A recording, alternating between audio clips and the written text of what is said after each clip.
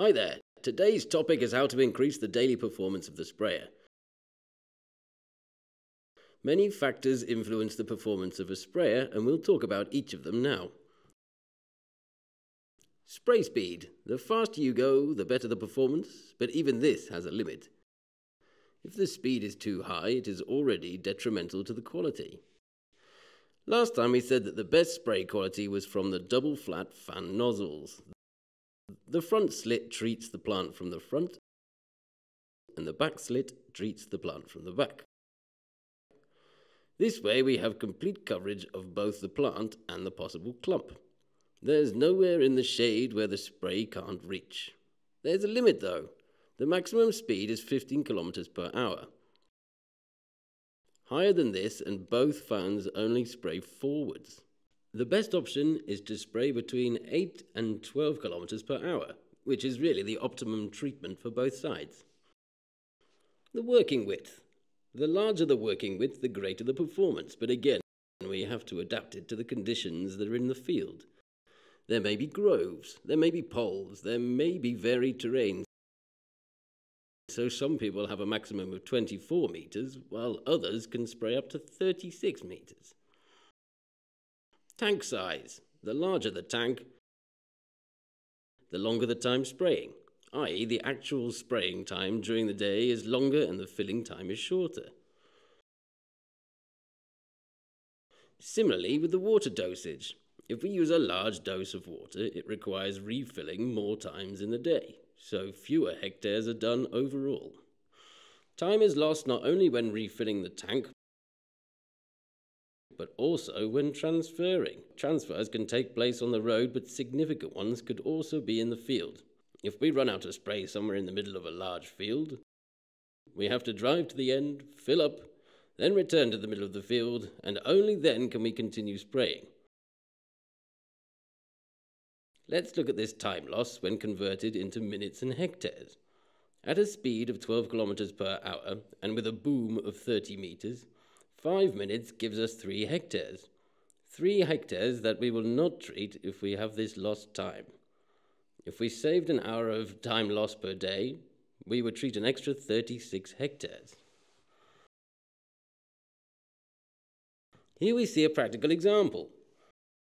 When a tractor driver goes around a field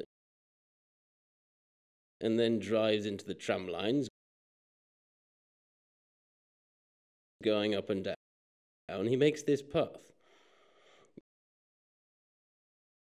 If I have a 3,000 litre tank and a 30 metre boom and a rate of 200 litres per hectare, I will travel nearly 5 kilometres on one tank. That's more or less 4 whole journeys, and then we have the rest, which when I finish I have to go back to the original spot again. So here I run out of spray, through headland and track back to the tank,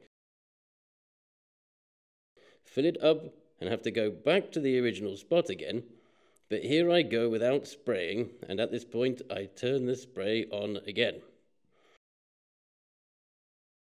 Considering that I have driven more than 2 kilometers, that means that there are more than 7 hectares that have not been treated because I have driven without spraying.